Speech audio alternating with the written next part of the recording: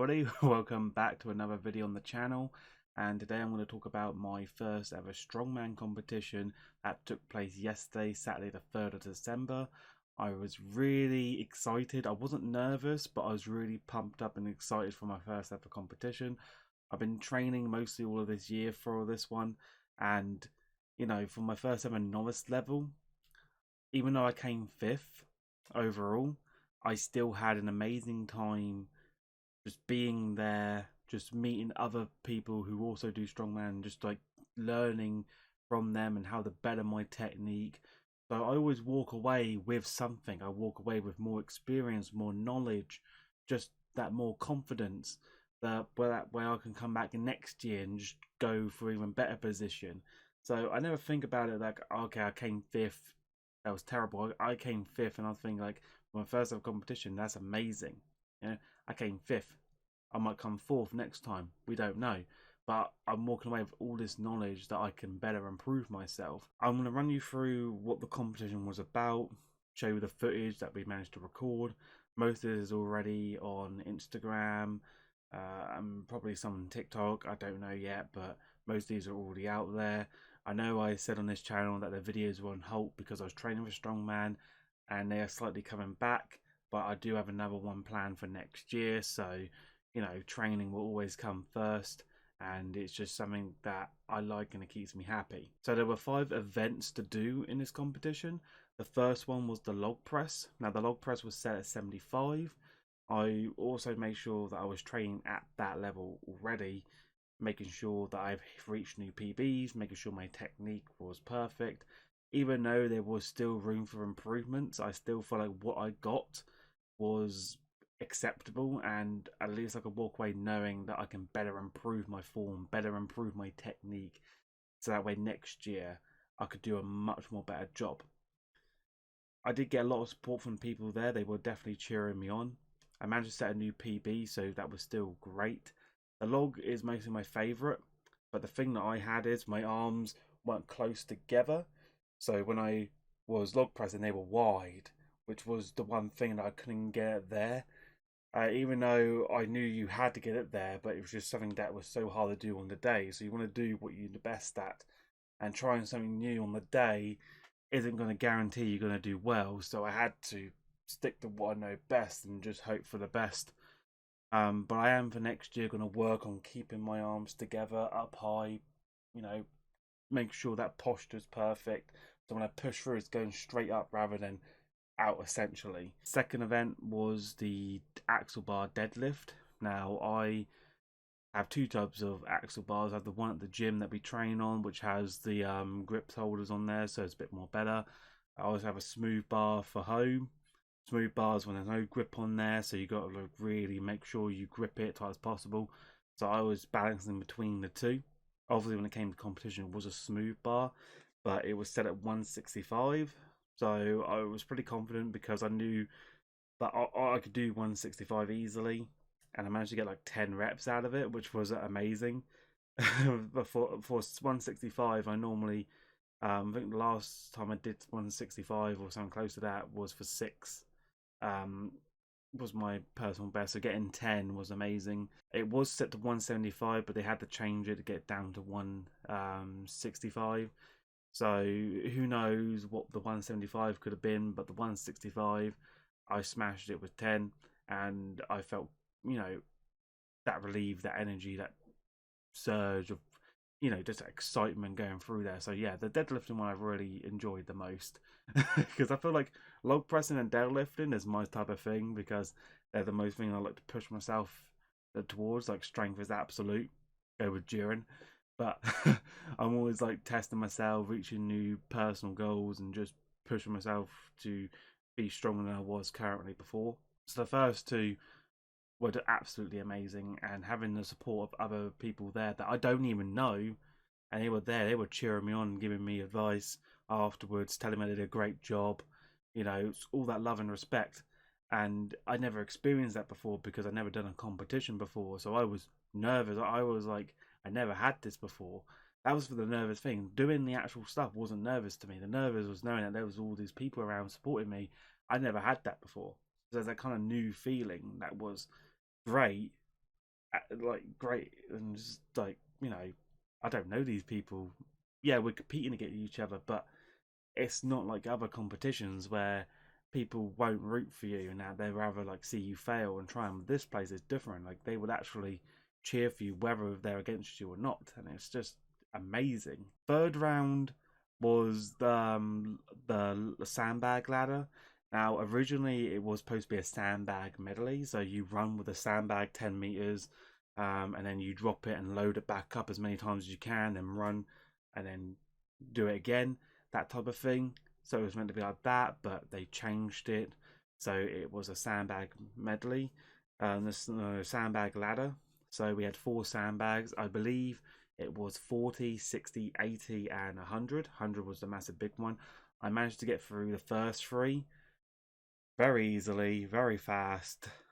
I made sure to keep to my left on the first 2 because my left shoulder is my weakest, so I rather have the light stuff on my weak shoulder. Then I saved the heaviest one, like 80, to my big shoulder. But the weird thing is I never attempted the 100 before. We never trained for it, so I gave it my overall best. And I had the best technique of lifting it up there, but I just couldn't latch it on. So when I lifted up and then sat into it like a stone lift, like an Atlas stone lift, I just couldn't get my arms around enough to throw it onto my shoulder. So I feel like if I got that 100, it would have put me in a better position, but it's just something I've got to work on next time.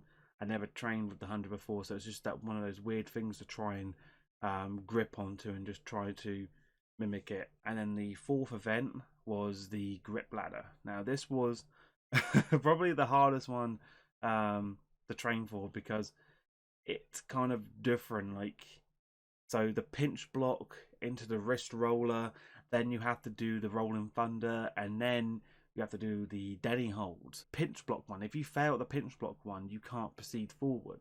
So the pinch block one is the hardest because you've got to really make sure that you can properly grip it. Hard one to, you probably look at it thinking, oh, that's fine and that. But if your grip's not there, then you're not going to get off the ground. I had to switch to my other hand, and I think it was my left hand that I used that actually secured it, and that made sure my thumb was in the correct way, so my thumb had more grip than my other fingers, and managed to get it off the ground. And when I lifted it, I felt so relieved because if I weren't going to get through this one, I doubt I would have got 5th. And then we had the wrist roller, which I managed to get that up there. And when I managed to get up the top, you had to control it down. But I feel like towards the end, it might have slid down because I paused for a second because I thought she was telling me it didn't count. But apparently it did, so I moved on. So that was a brief moment after the wrist roller where I just stood there because first competition, I didn't know whether she was like, no, because she had a hand. I was like, did I do it right or wrong? And she was like, no, you go for it. Good. Then we went on to the Rolling Thunder. Obviously started with my weakest hand. Once you get that up there, then you know the confidence is there for the right one. So I managed to smash that because I managed to do 6. I think it was 57.5. Was the one that they had on the competition weight, and the one I've been training for at the gym was loaded up to the 60. And then towards the end we had the Denny holds, which I recently last week got a set of proper Denny hold makes from Cerberus website on the Black Friday deal, because at gym we didn't have any proper ones. We had only one Denny hold bit was used for the Rolling Thunder, so I had to load it up to 90 and just hold it for 10 seconds in each hand and do many reps as I can with those, just to get myself used to that grip. And then I eventually got one and we practiced on 90 and then 75 just to practice on them ones. And I used to have my footing wrong. I never knew how to properly stand until competition day, which made it a lot easier because I used to stand with my legs apart forward rather than sideways, if that makes sense. So many people do it where your the legs are stretched out from left to right. Mine were in front and back, which made it more difficult, but I didn't know how to do that. And also when I was training, I thought the heavy has to be at the back and light at the front, but in competition it was heavy at the front, light at the back.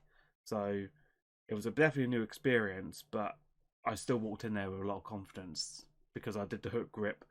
The only problem is the handle was so small that on my backhand, my left hand, I had the weakest one on the 70. I couldn't get my pinky finger through, so that was the only one that was out of place, was the pinky finger, because I just couldn't get it in there.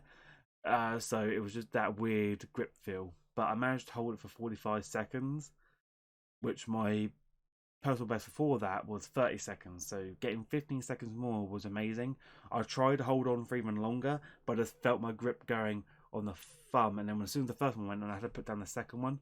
But when I put down the second one, the 770 caught onto my back heel almost, so it was just dangled on my shoe back heel, which was um yeah, it was a cool experience, because I forgot to remember where my feet was. I never used to it, so nothing was hurt, nothing was actually damaged, surprisingly enough. But yeah, it can happen sometimes. Like, it wasn't the worst thing that happened.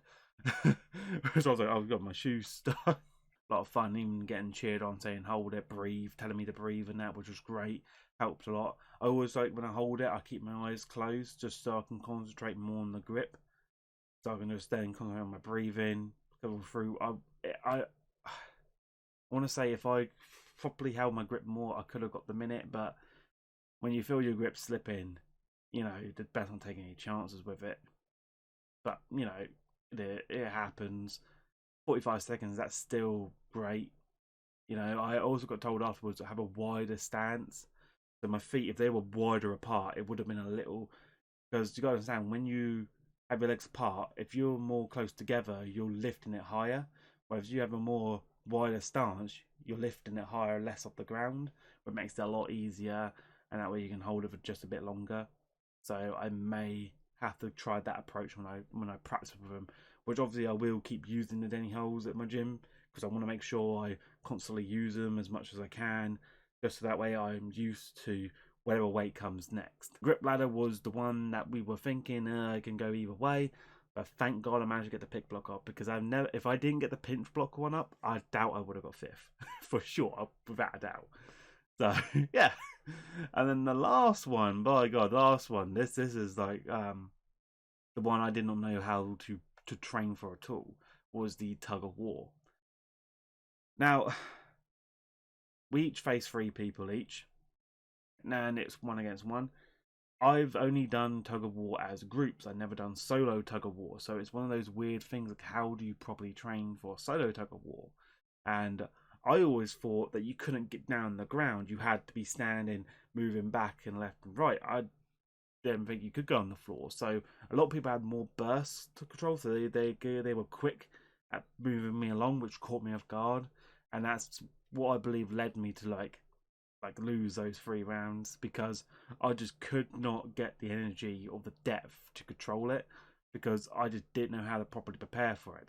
You want to go down as low as possible. You want to go left and right. You want to go crazy with that tug of war. It could just go either way. I still had a lot of fun doing it, but by God, it wasn't my best performance. But it's not the end of the world, no one's good at everything. I have a lot to work on, so I have to improve my tug of war. You don't know if they ever are going to introduce that into a strongman event. You just don't know. I didn't think I would ever do tug of war in a strongman event. I've never seen it before. So yeah, I've seen group ones. I've never seen solo ones. So at least I now know if they are going to do it again, I'm going to probably prepare for it and make sure that I do the best I can to at least score at least 3 points rather than all just 1. If you draw in tug of war, you have 30 seconds. If you draw, you get 1 point each. But if you win, you get 3 points. And if you lose, you get nothing. So yeah, I feel like if I did well, I could have got a higher position. But yeah, tug of war really screwed me over. It's all about, if you're not good at tug of war, you got to make sure you do well in the other categories. That way it makes up for it, because tug of war, you can suck at the first 3 or whatever and make up in tug of war. It can happen. If you base on those point systems, then that there's a slight chance. But yeah, but that was the entire event. The 5 things that the most I've been training for. This is the first ever major competition I properly trained for, that I took seriously, that I devoted to. So I had the best time of my life, and it's not over.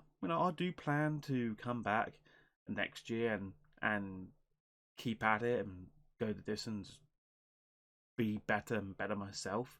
But also remember the one thing, and it's to have fun. Like, I don't want to go in there as a serious goose. I'd rather go in there and have the time of my life, have the best moments, because you could always, you meet new people, you make a lot of friends, you also learn from experience, and you also pick up new tips and tricks from other people on how to better your form and your technique. So there's always these other stuff that people don't always talk about, which is what you experience there. So I'm definitely walking away with a lot more knowledge. I had my trainer there supporting me, pushing me through. We both walked away with something, and we're gonna grow. We're gonna, do better for next time. We also got the new program read up, so yeah, I'm back in the gym tomorrow, and I'm not gonna give up. So I can't wait for 2023. I can't wait for my next strongman competition, and hopefully it turns out better. If not, I'm not a loser. I'm still a winner at heart. So thank you so much for watching, and thank you so much for supporting the content on the channel, and thank you for supporting me on my gym's channel, which is Mighty Mark, which link will be in the description. Hope you guys have enjoyed, and I will see you in the next awesome video. But until then, take care.